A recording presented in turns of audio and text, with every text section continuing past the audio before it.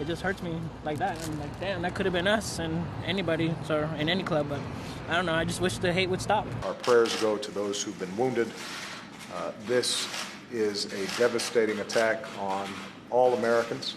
Let's fight together to make sure that there is not another Orlando, that there's not another Sandy Hook, that there's not another Aurora, that there's not another South Carolina. This happens too much in this country, and it doesn't happen in other places. We should find a way to stop it. Remembering the victims from a shooting attack on a crowded gay nightclub in Orlando. As investigators search for a motive, many people around the nation wonder what could be done to stop this from happening again. Good evening. Thanks for joining us. I'm Eric Anderson.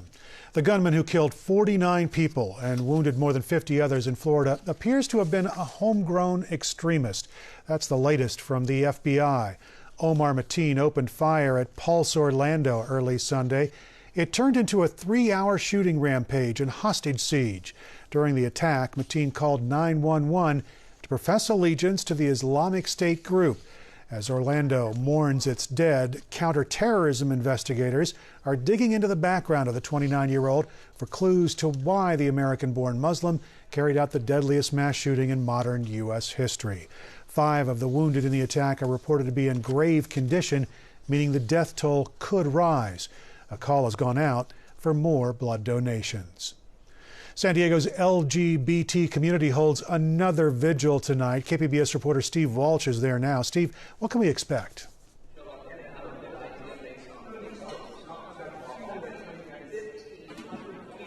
So, Eric, we are out at the LGBT Community Center here over on Center Street. In a little while, they're going to start the Orlando Strong rally. You see over there is the stage. Doors are going to open at 6:30. The event's going to include a short program. Then there will be a candlelight vigil at the flag here in Hillcrest when people will walk over to Rich's nightclub. Earlier in the day, I spoke to some people who were setting up and making ribbons here at the center, including Carlos Juarez. They might be miles away, and I don't even know who many of the victims are in person, but they're still members of the community, and they mean a lot to all of us.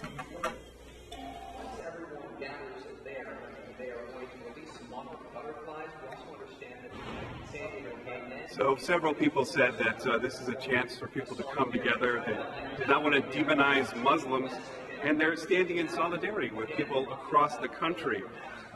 Including in the program today, we're going to see the mayor speaking, as well as former Speaker Tony Atkins and Councilman Todd Gloria, as well as the San Diego Gay Men's Chorus.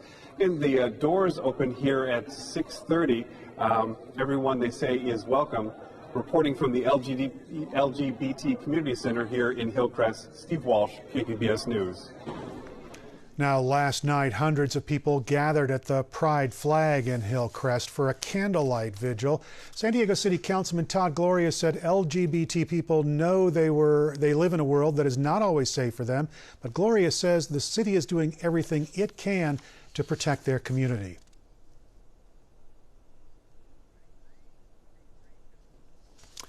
Now, as of course we saw there in that video, the Pride Festival is also a thing on the front of people's minds. It begins on July 15th. Many people at the vigil last night said they attended to show solidarity with Orlando and to stay strong in the face of terrorism.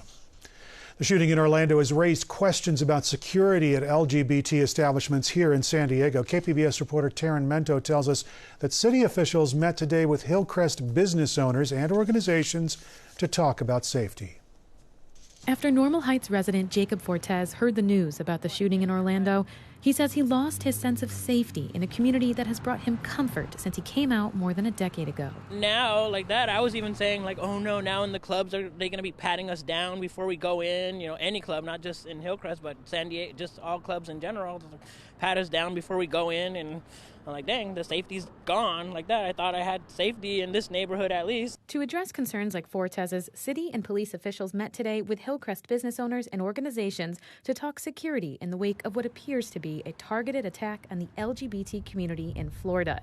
Hillcrest Brewing Company general manager and partner Joey Arruda attended the meeting that included Mayor Kevin Faulkner and police chief Shelley Zimmerman and says he walked away feeling safer. They just wanted everybody to know that there's going to be beefed up presence around town. You'll be seeing a lot more of them. Arruda says police officials did not share specific details about their operations, but says the department plans to boost its presence during a vigil in the area tonight and also during big upcoming events like the All-Star Game, Comic-Con, and the San Diego Pride Parade.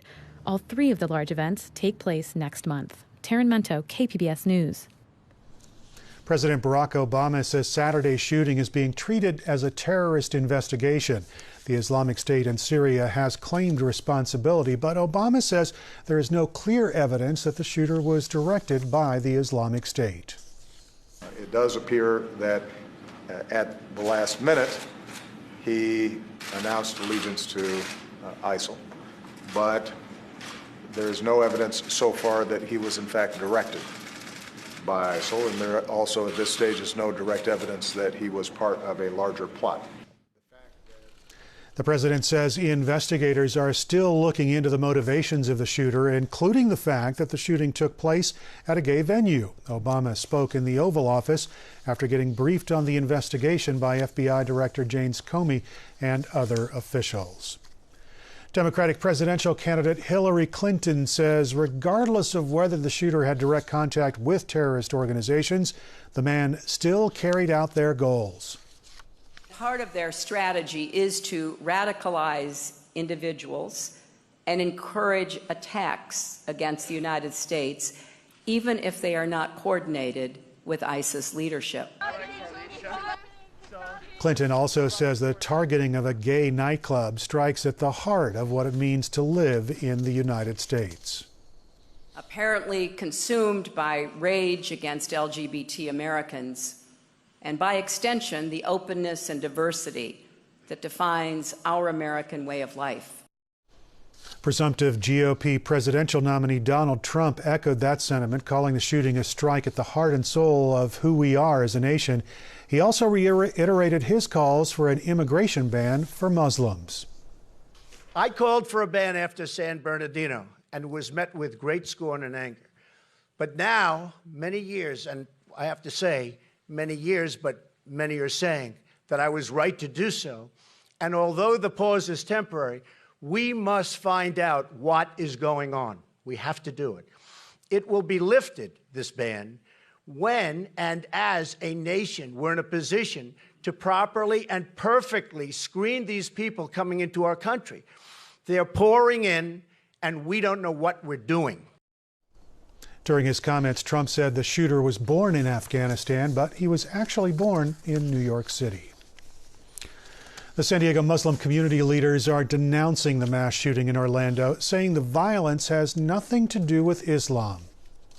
Hate is never accepted, and we will stand together with our LGBTQ communities as well as any other community that might be targeted.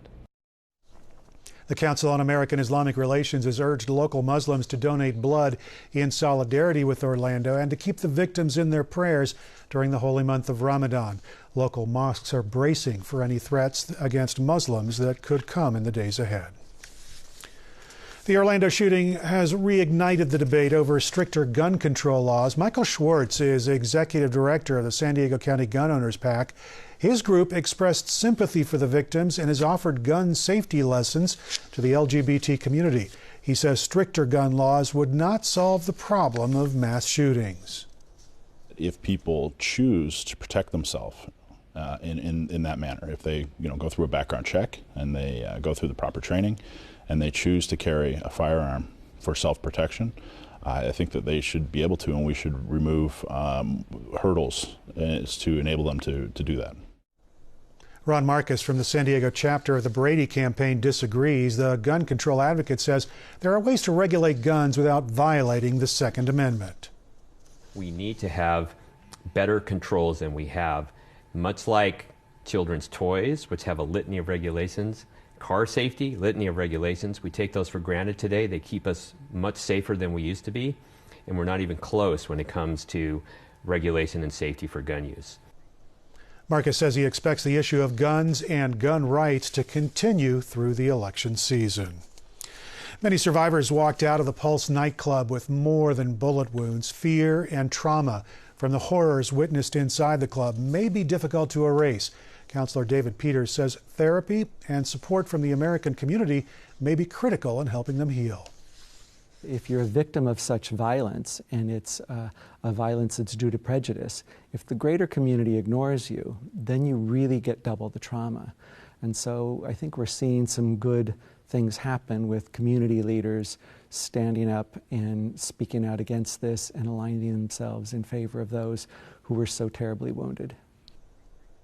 The attack happened during LGBT Pride Month. Peters says Pride celebrations may provide opportunities for people to voice support for the LGBT community during this difficult time.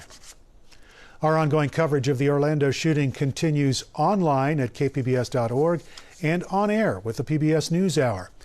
How do intelligence and law enforcement agencies investigate and prevent domestic terror attacks like the Orlando shooting?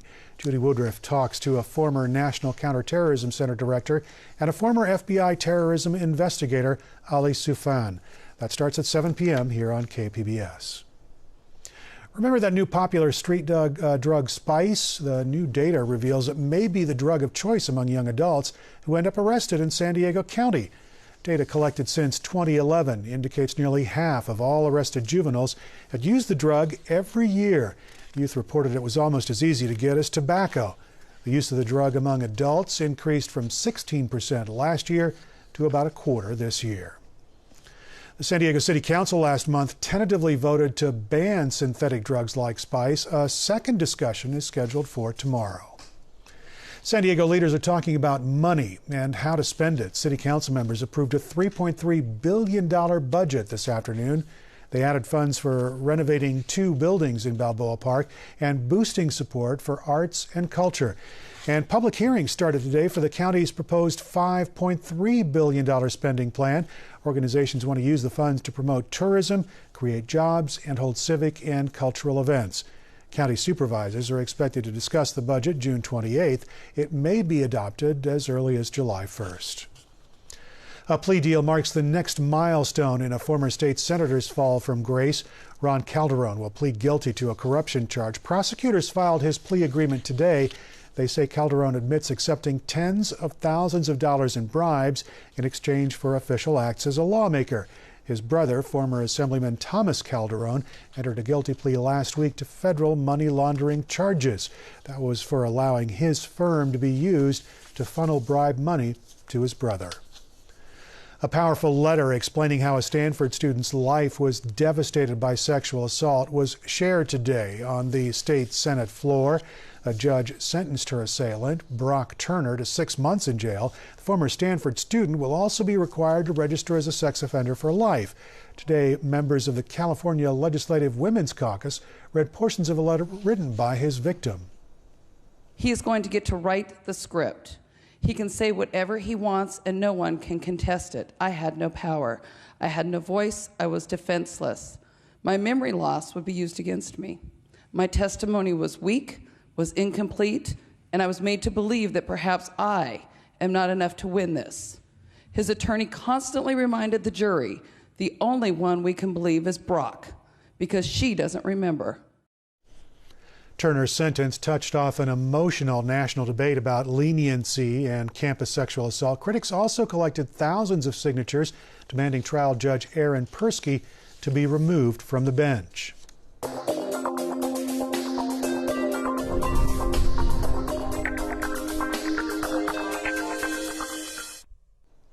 New figures indicate San Diego Gas and Electric has a record 35% of power coming from clean sources like solar and wind.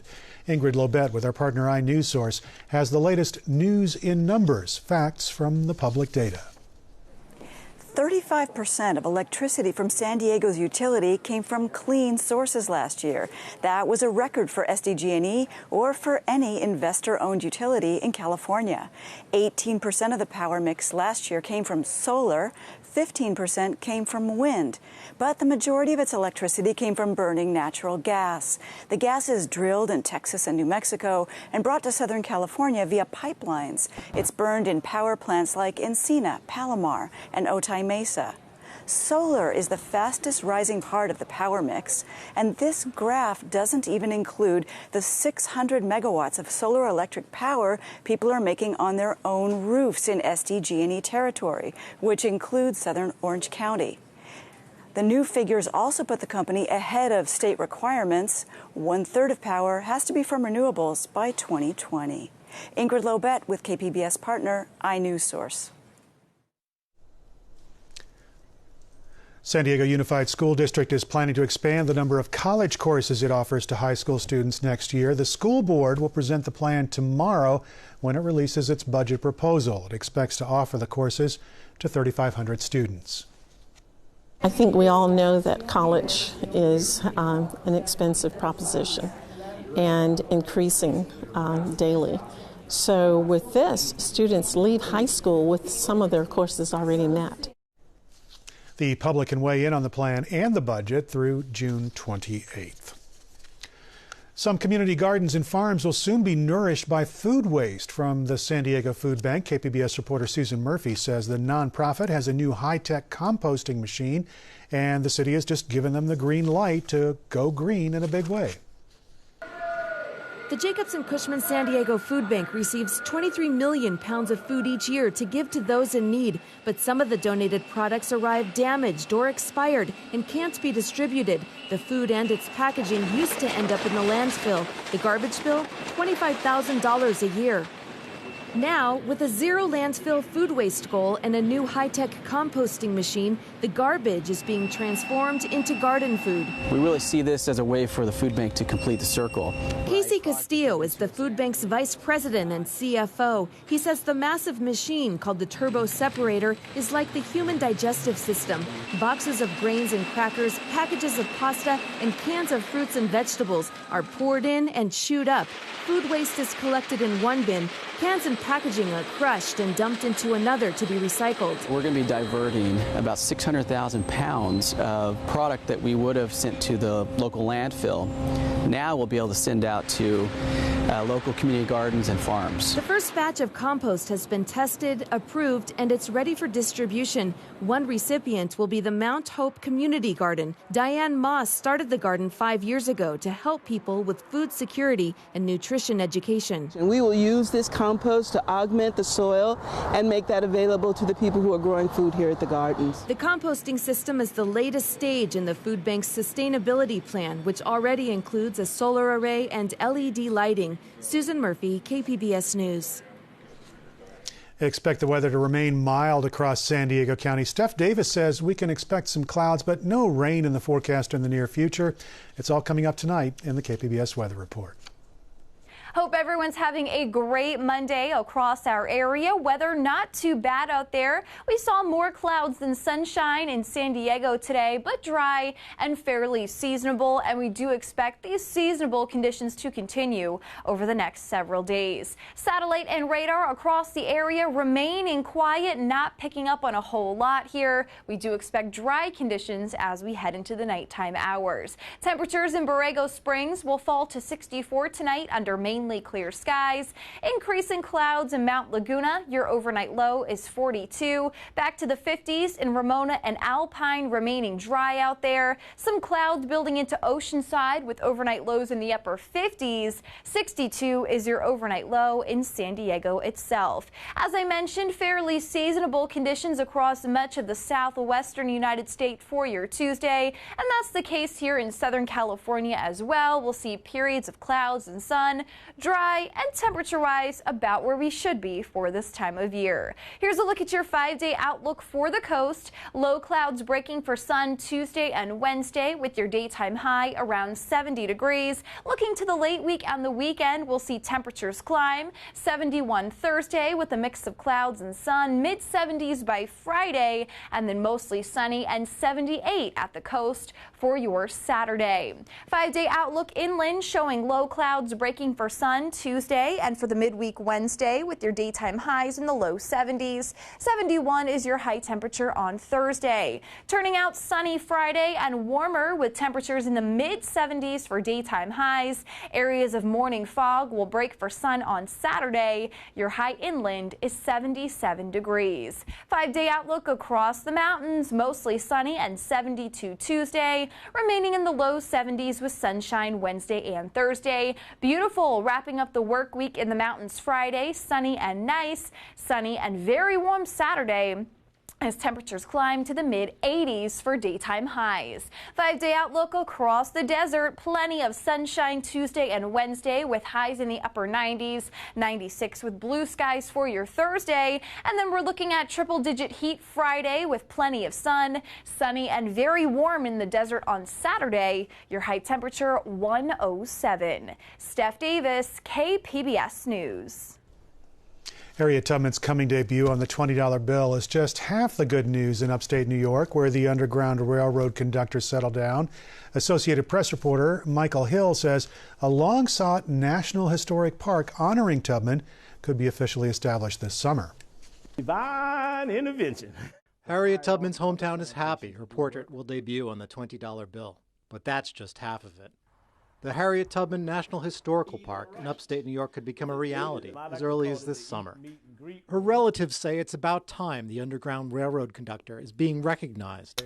It's been a long time coming, but at last it's here. Tubman lived on the outskirts of Auburn for 5 decades after the Civil War. She worshiped here, died here, and is buried here. Tubman helped family members, including her brothers, escape from Maryland. Some settled in the area. Great-great-grandniece Judith Bryant lives in a house built by one of Tubman's nephews. Bryant was born decades after Tubman's death in 1913, but she respects Tubman in a way few can. I wouldn't be here if she had not rescued my great-grandfather. I wouldn't be in Auburn, New York. I wouldn't be in this house. I would not be who I am. The National Historical Park would include her old home, a home for the aged, and a nearby church. With Harriet, the national recognition is catching up with what we feel in our hearts about Harriet. The sale of the church to the Parks Department needs to be completed before the park can be established. A design for the Tubman 20 could be released in 4 years. To Bryant, it's still unreal. Until I see a $20 bill with her picture on it in my hand, and whether I want to spend any of them or not, I don't know. I'm waiting for samples. An iconic American, receiving rare honors more than a century after her death. Michael Hill, Associated Press, Auburn, New York. San Diego scientists have discovered the largest planet to orbit 2 stars in a galaxy that is far, far away. Astronomers at San Diego State University and NASA's Goddard Space Flight Center found the Tatooine-like planet nearly 3,700 light years away. Kepler 1647b, a sexy name there, is 4.4 billion years old, roughly the same age as Earth, and while its orbit puts the planet within the so-called habitable zone, it is a gas giant like Jupiter, making it unlikely to host life. I'm Judy Woodruff on the next News Hour, the latest twists and turns from the presidential campaign trail with our Politics Monday team of Amy Walter and Tamara Keith. That's here on the PBS News Hour. It is not just Democrat versus Republican or liberal versus conservative.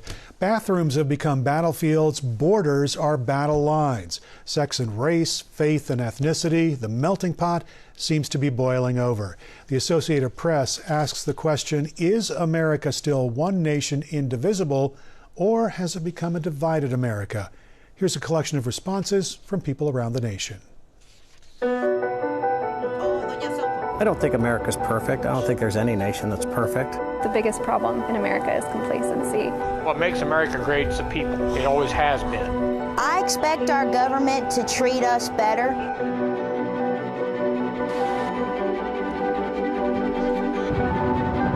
There's nobody hated more in this nation than Christians. As a country, it's your job to make sure that each and every citizen, no matter color, race, religion, is able to do what they want. The fear of Islamophobia is incorrect. I see a country that seems like it's crumbling. People who are hungry and broke. The self-interest really has splintered the country. Do I think America is great?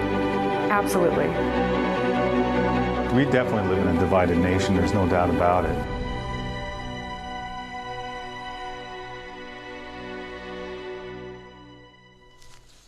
Another live look tonight at Hillcrest. It's where San Diego is going to be holding a vigil and then later a march to remember the 49 victims from the Pulse nightclub shootings in Orlando. More than 50 others were injured by a man that investigators call a homegrown extremist.